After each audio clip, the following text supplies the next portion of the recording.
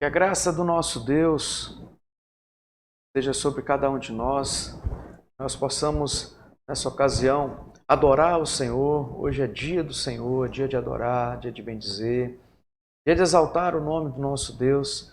E nós estamos felizes por podermos compartilhar a palavra de Deus, louvores, enfim, de orarmos na presença dEle, onde quer que estejamos.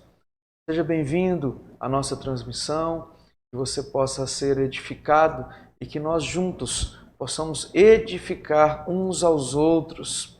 Ainda não estamos cultuando porque não existe culto online, não é verdade? Mas eu quero crer que a partir de semana que vem, a partir de domingo que vem, dia 2, nós estaremos juntos para honrar e glorificar o nome do Senhor. Mais tarde eu dou mais algumas notícias sobre isso. Mas essa alegria que está no meu coração, eu já queria falar de antemão sobre essa situação. E domingo próximo, se assim Deus permitir, estaremos juntos na casa do Senhor, cultuando ao nosso Deus, vivenciando os sacramentos. Isso é intransferível, isso é maravilhoso. Eu quero orar nesse momento, agradecendo por a oportunidade de expor a palavra do Senhor e agradecendo também por você estar aí, do outro lado da telinha, nos ajudando nessa transmissão, deixando aí seu boa noite, deixando sua fala, não importa o que você escreva, mas é importante que você participe. Deus te abençoe. Vamos orar? Santo e amado Deus, nós te bendizemos e te agradecemos, que a bondade do Senhor tem nos atingido, tem, ó Deus, nos abençoado. E agradecemos, ó Pai, pela oportunidade de podermos expor a Sua palavra, de escutarmos da Sua palavra, de cantarmos louvores ao Seu nome. Obrigado, ó Deus, pelo sustento que o Senhor tem nos dado e principalmente pelo perdão dos nossos pecados. Em nome de Jesus, ó Deus, nós nos colocamos nesse momento. Ser conosco, hoje e por todo sempre. Amém e amém. Amados irmãos, Eclesiastes 5 diz assim: guarda o pé quando entrares na casa de Deus. Chegar-se para ouvir é melhor do que oferecer sacrifício de tolos, pois não sabem o que fazem mal. Não te precipites com a tua boca, nem o teu coração se apresse em pronunciar palavra alguma diante de Deus. Porque Deus está no céu e tu na terra, portanto sejam poucas as tuas palavras. Porque dos muitos trabalhos vêm os sonhos, e de muito falar, palavras nércias. Amados, falar sobre o falar, pensar sobre aquilo que a nossa boca produz, e produz em quantidade, mesmo uns que falam pouco, quando falam, às vezes são contundentes, são ásperos no dizer e realmente não edificam. O texto nos manda pensar sobre votos precipitados, sobre falar precipitadamente. O texto continua e diz assim: quando a Deus fizeres um voto, não tardes em cumpri-lo, porque não se agrada de tolos. Cumpre o voto que fazes. Melhor é que não votes do que votes e não cumpra. Eu já inicio essa transmissão chamando a atenção nossa para o nosso compromisso diante de Deus com os dízimos e as ofertas. O nosso compromisso diante de Deus com a nossa presença na igreja. O nosso compromisso diante de Deus das promessas que nós fizemos. Eu convido você a raciocinar sobre isso. O texto diz que é melhor que nós não votemos do que votar e não cumprir. Então, meus amados irmãos, que Deus seja testemunha em nossas vidas. E se não fosse a misericórdia e a graça dele, se ele nos punisse pelas nossas mentiras, pelas nossas desavenças no falar, seria de nós. Não é verdade? Nós vamos agora ouvir um hino de número 32 dos nossos hinários, e já já a gente volta com mais palavra, com mais oração, e já já a gente volta. Até daqui a pouco.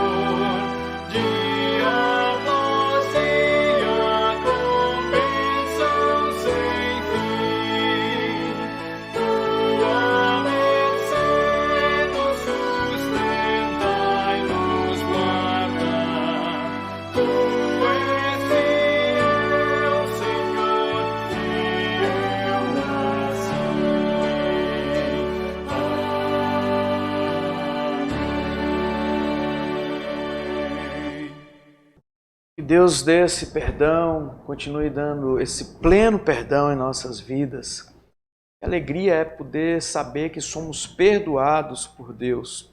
O Salmo 103 nos diz assim, no versículo de número 13: como um pai se compadece dos seus filhos, assim o Senhor se compadece dos que o temem.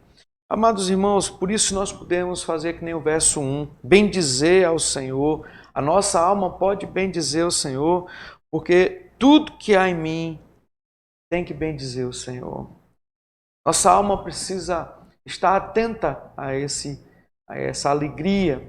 Salmo ainda 32, o Salmo 32, diz que quando nós calamos o nosso pecado, nós envelhecemos os ossos, nós passamos a não ser tão alegres, tão felizes, porque o pecado que sonda o nosso coração, que invade o nosso coração, ele desfalece a nossa alegria, o nosso semblante. Ah, pastor, então eu não posso ficar triste? Não, não é isso que eu estou dizendo. Realmente nós sabemos qual é a tristeza do coração e também nós sabemos como é a tristeza pecaminosa. E eu gravei essa música para ontem, dia de sábado, enquanto eu calei, uma música antiga, e nós vamos projetá-la agora e já já a gente volta com a fé e com a graça do nosso Senhor. Deixe seu comentário, deixe seu boa noite, compartilhe o vídeo e já já a gente volta.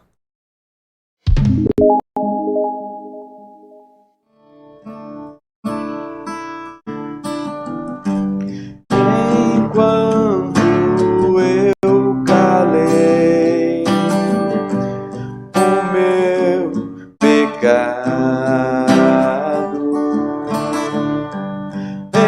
envelheci, eu sei, de tão cansado, porque a tua mão pesava sobre mim, e o meu vigor chegou ao fim.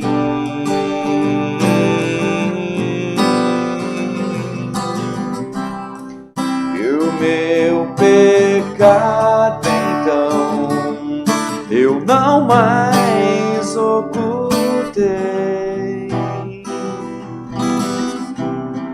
do meu Senhor e Rei.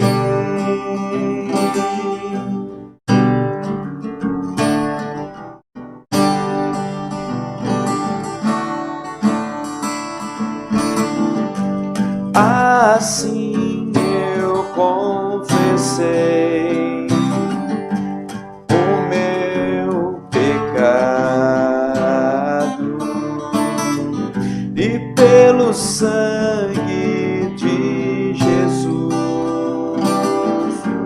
eu fui lavado, porque a tua mão pesava sobre mim, e o meu vigor chegou ao fim.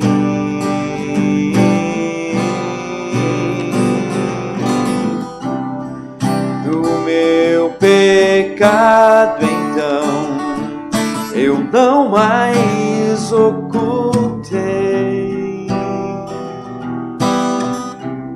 do meu Senhor e Rei.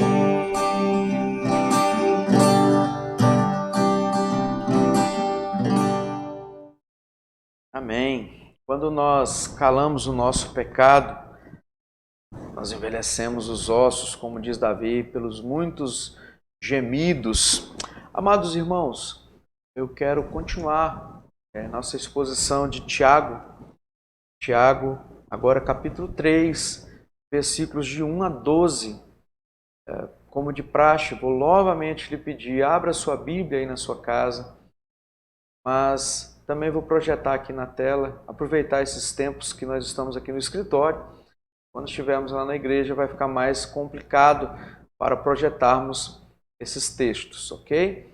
Então, abra aí na sua Bíblia, Tiago, capítulo 3, versículo 1 ao 12, e diz assim: Meus irmãos, não vos torneis muitos de vós mestres, sabendo que havemos de receber maior juízo, porque todos tropeçamos em muitas coisas.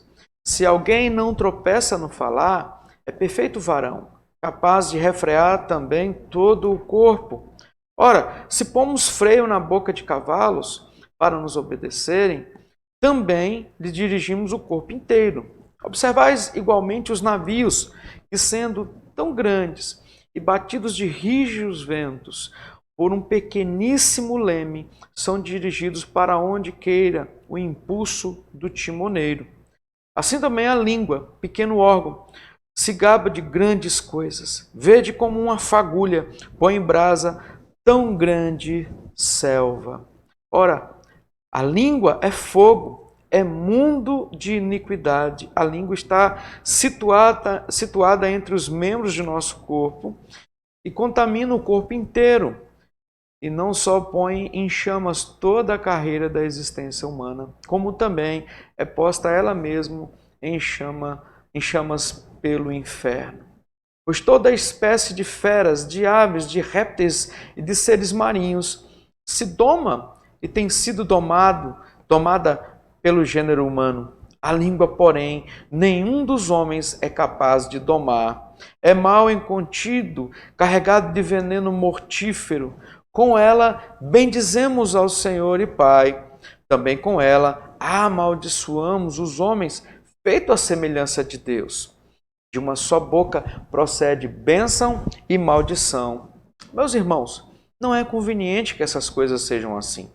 Acaso pode a fonte jorrar do mesmo lugar o que é doce e o que é amargoso?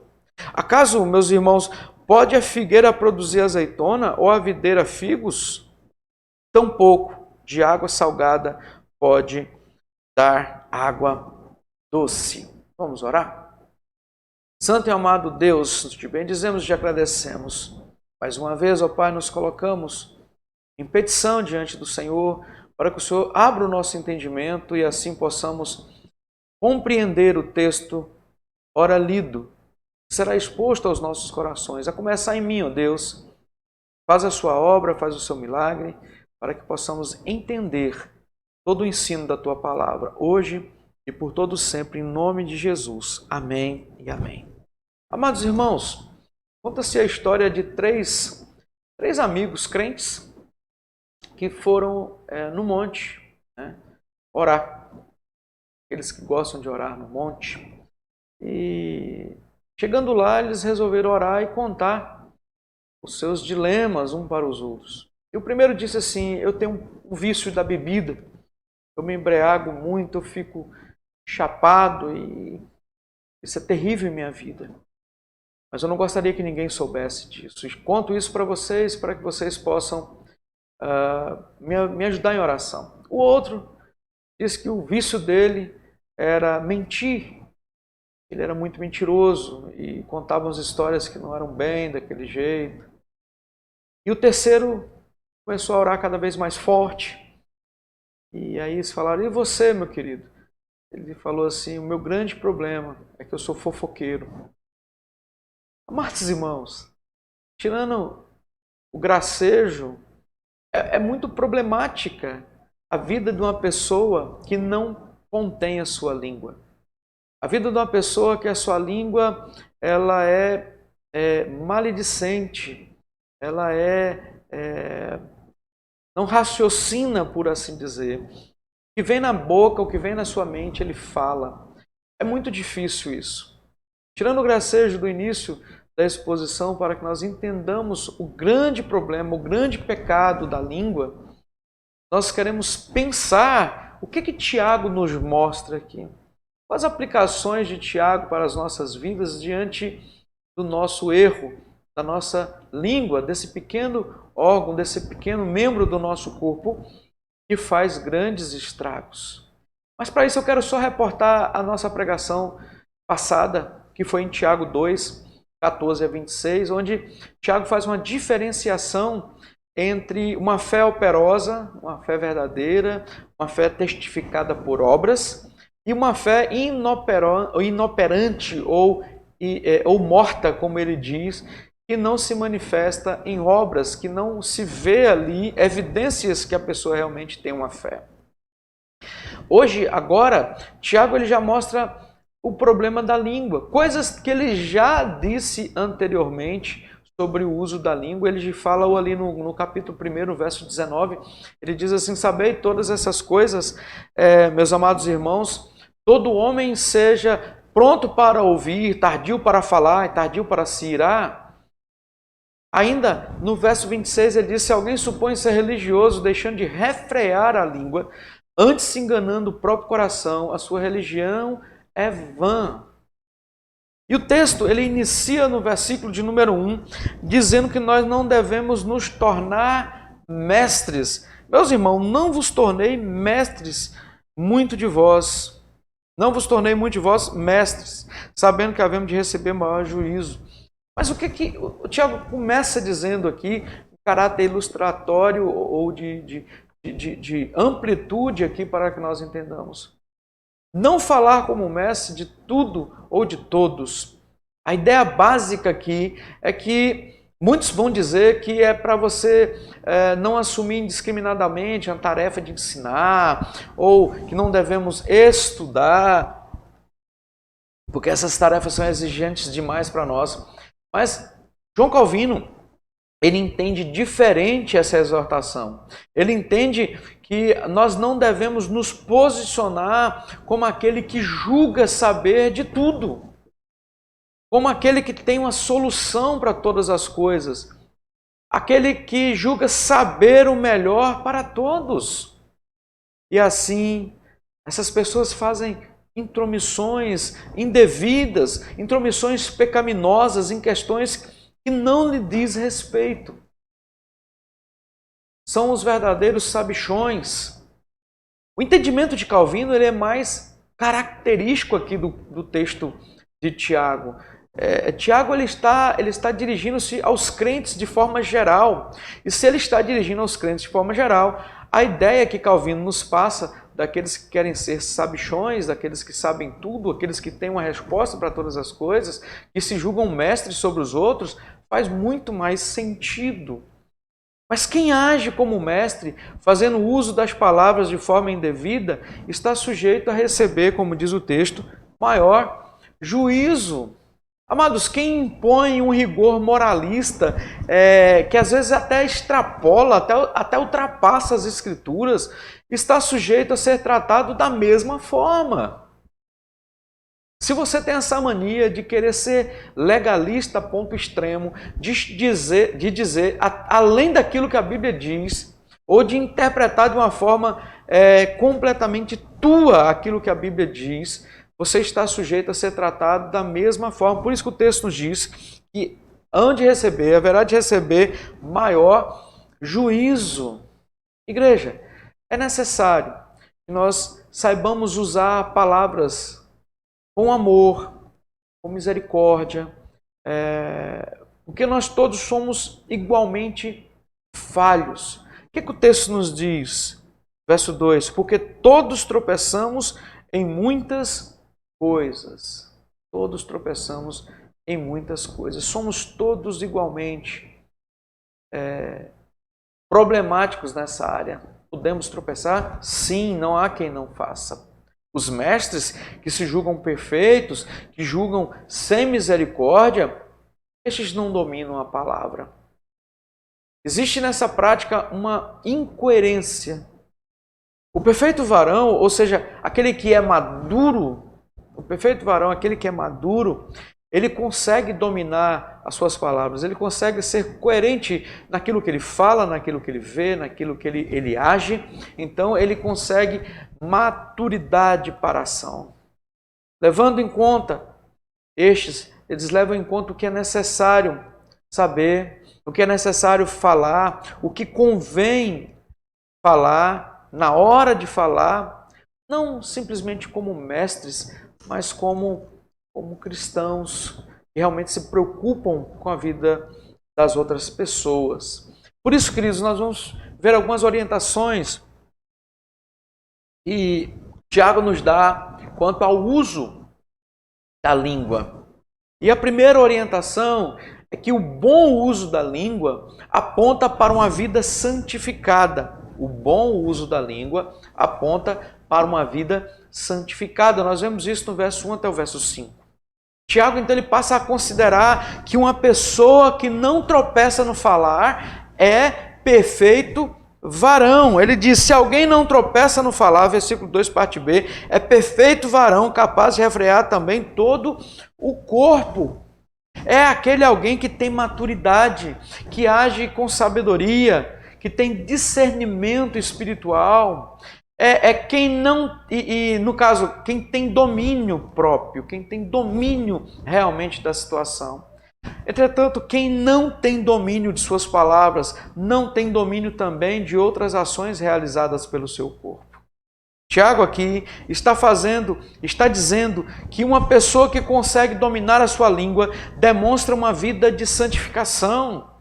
Todo o seu corpo evidencia isso.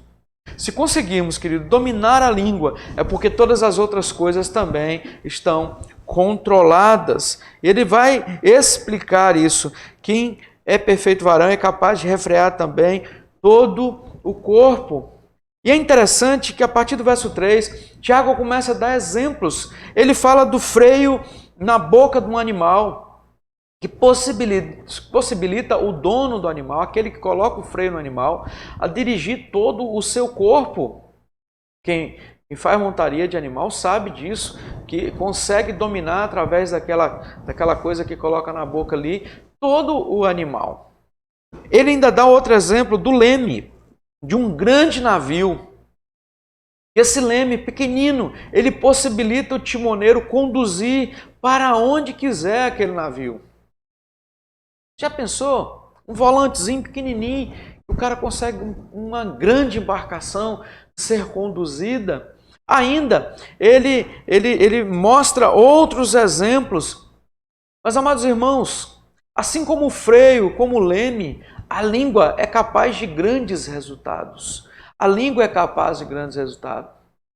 E o bom uso dessa língua aponta para uma vida santificada, uma vida de santificação.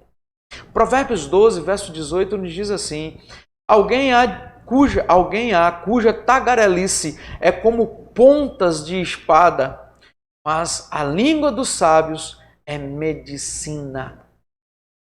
Observe que Mateus 15, verso 11, 18 a 20 nos diz. Verso 11 diz assim: mas é o que entra pela boca o que contamina o homem. Não é o que entra pela boca que contamina o homem, mas o que sai da boca, isto sim contamina o homem. E ele segue dizendo, mas o que sai da boca vem do coração. E é isso que contamina o homem, porque do coração procedem maus desígnios, homicídios, adultérios, prostituição, furtos, falso testemunho, blasfêmias. São essas coisas que contaminam o homem. A forma, amados irmãos, como nós falamos, evidencia o nível de santificação que praticamos através dos demais membros do nosso corpo. Amados, o rumo que nós seguimos, o jeito que nós falamos, o jeito das palavras, como praticamos essa palavra, nos mostra o nível de santificação, de separação, de busca. O rumo das nossas vidas é tomado, os passos que nós damos são evidenciados, isso tudo está relacionado ao nosso jeito de falar. A nossa fama, a nossa postura, o nosso testemunho é definido pelo que falamos e da forma que nós falamos. Uma pessoa íntegra no falar é respeitada.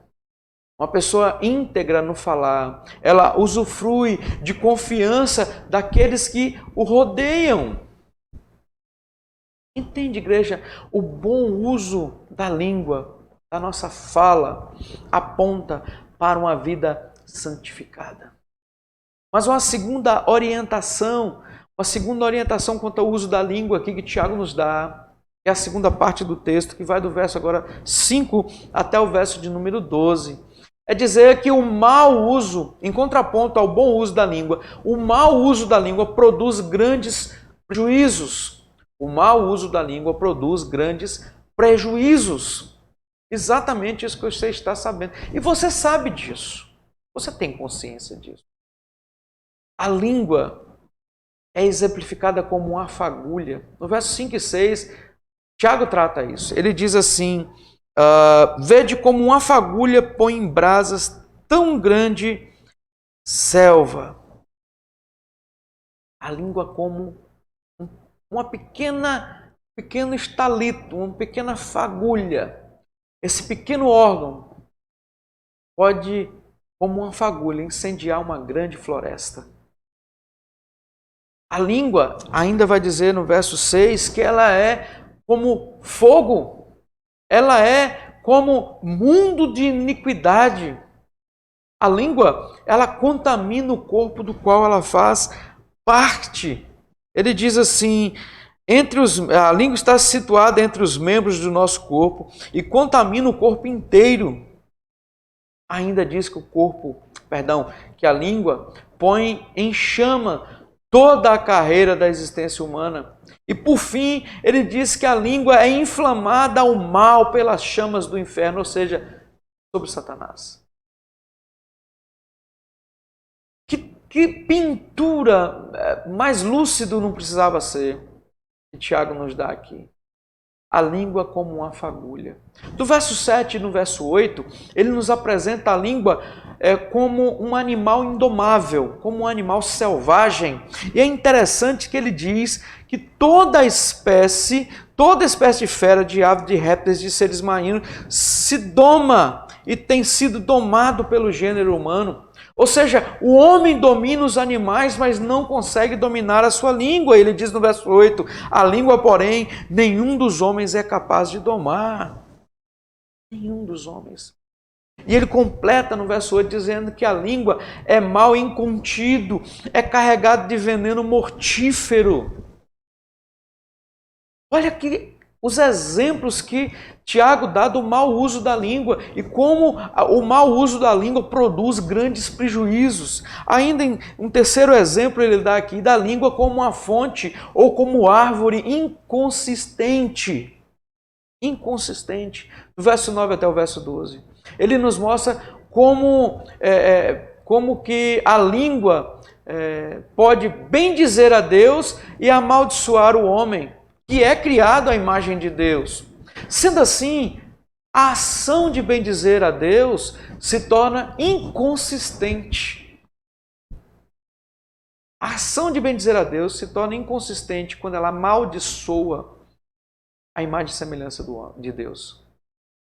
Então, meus amados irmãos, o exemplo que ele dá aqui é muito claro, é muito lúcido, não ter uma prática consistente. Ele fala assim, como é que pode uma fonte de água doce, verso 10 aqui, acaso pode a fonte jorrar no mesmo lugar água doce e água amargosa? Ou ainda, ele diz no verso 11, acaso pode uma figueira produzir azeitonas ou uma videira figos? Não pode. Não tem como. É inconsistente, é incompatível. Como podemos ser crentes e ter uma língua maledicente? Uma língua que fere, que corta, que machuca, que maldiz. Provérbios 16, 27 diz que o homem depravado cava o mal, e nos seus lábios há como que fogo ardente. E o salmista no Salmo 140, no verso 1 ao verso 3, ele pede a Deus livramento. Ele fala, livra-me, Senhor, do homem perverso. Ele pede que Deus o guarde, ele diz: guarda-me do homem violento, cujo coração maquina iniquidades e vive forjando contendas. Aguçam a língua como a serpente, sob os seus lábios tem veneno de áspide. Queridos, o mau uso da língua se dá em algumas situações bem conhecidas do nosso cotidiano. Mentiras, palavrões, fofocas, insinuações maldosas, explosões de ira e assim por diante. Todos nós vemos e às vezes somos os autores dessas situações. Nós temos que ser vigilantes. Esse pequeno órgão, a nossa fala, ela pode ser destrutiva. O mau uso da língua destrói amizades. O mau uso da língua destrói casamentos. O mau uso da língua destrói relacionamentos. Relacionamentos entre pais e filhos, entre patrão e funcionário, entre parentes. O mau uso da língua faz com que nós sejamos destruídos. A falta de controle, queridos, da língua destrói a reputação da pessoa. Ou você tem coragem de contar algum segredo teu para uma pessoa fofoqueira, para uma pessoa maldizente? Eu creio que não. A falta de controle na língua destrói a vida, a reputação, o nome dessas pessoas.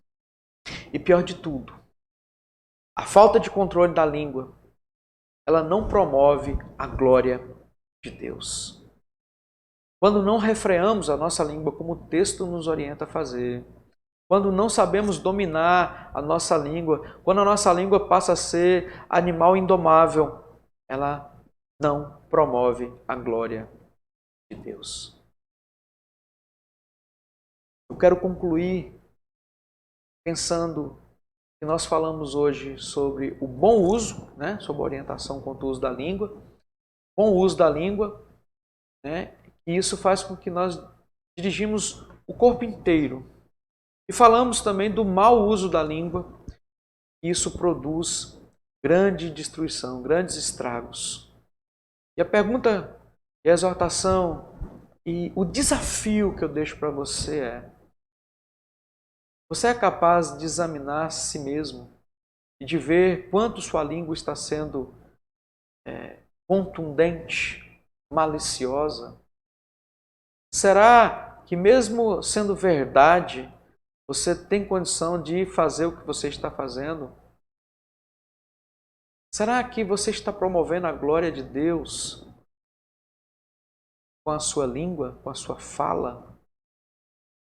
Será que a igreja onde você está inserido, ela vai ser promovida, a glória de Deus vai ser promovida nessa igreja através da sua língua, através da sua fala? Por que não começarmos hoje refreando a nossa língua? Pensando, contando até 10, para que nós não falemos besteiras, para que nós não falemos como o texto diz que a língua é como uma fagulha que põe em brasas tão grande floresta, tão grande selva. Não permitamos que relacionamentos sejam destruídos por causa de não refrearmos, de não controlarmos a nossa língua. Peça a Deus orientação. Peça a Deus para que você possa fazer diferença. Que da sua boca não saia nenhuma palavra torpe, mas sim palavras que edifiquem, palavras que conduzam pessoas ao reino de Deus. Nós vamos orar, encerrando assim nossa palavra de hoje à noite. Deus Santo, mais uma vez nós nos colocamos aos teus pés porque o Senhor tem perdoado os nossos pecados. Pai, tem misericórdia de nós. E na sua eterna graça, na sua eterna misericórdia, o Senhor não nos puna por aquilo que somos, mas que o Senhor haja através da cruz de Cristo em nossas vidas, perdoando todos os nossos pecados. Nos ensine, ó Deus, a termos a língua freada, dominada pelo Senhor, pelo seu Santo Espírito, para que pequemos menos, para que busquemos, ó Deus, a edificação e a glorificação do seu nome. Seja com a igreja, hoje e por todo sempre, em nome de Jesus. Que a graça do nosso Senhor e Salvador Jesus Cristo, com o amor de Deus e o eterno Pai, que as doces e eternas consolações do Espírito esteja sobre a igreja aqui e em toda a terra. Em nome do Pai, do Filho e do Espírito Santo. Amém. Amados, como é bom poder estudar um pouco da palavra. Como é maravilhoso podermos ver o agir de Deus em nossas vidas. É com muita alegria que eu falo para os irmãos que os conselhos, tanto da Terceira Igreja quanto o Conselho de Nova União, estivemos reunidos e com oração, com muito discernimento da situação, permitindo Deus, dia 2, domingo próximo, às 9 horas da manhã, estaremos na nossa Escola Bíblica Dominical, no templo. Claro, temos restrições, só podemos 30% da nossa capacidade de assentos, álcool em gel, venha de máscara, não venha de qualquer outra forma, senão os diáconos não vão poder deixar vocês entrarem. Nós temos que ser zelosos uns para com os outros. Nós temos que ser zelosos com os seus que ficarão em casa. Respeite o distanciamento. Respeite até mesmo o medo do outro irmão. Não seja inconsistente nas suas falas. Se você realmente ama, você respeitará o limite do outro irmão. Então, que nós possamos congregar. Que alegria podemos abrir as portas dos nossos templos, tanto aqui em Ouro Preto quanto em Nova União. Como Deus tem sido bondoso, mesmo diante de tantas percas, mesmo diante de tanto luto. O louvor ao Senhor, a palavra exposta, o culto prestado a Deus, culto solene, ele é imprescindível, intransferível, indiscutível. Que Deus seja louvado e que nós congreguemos, que nós não deixemos de congregar. Você terá a oportunidade de vir.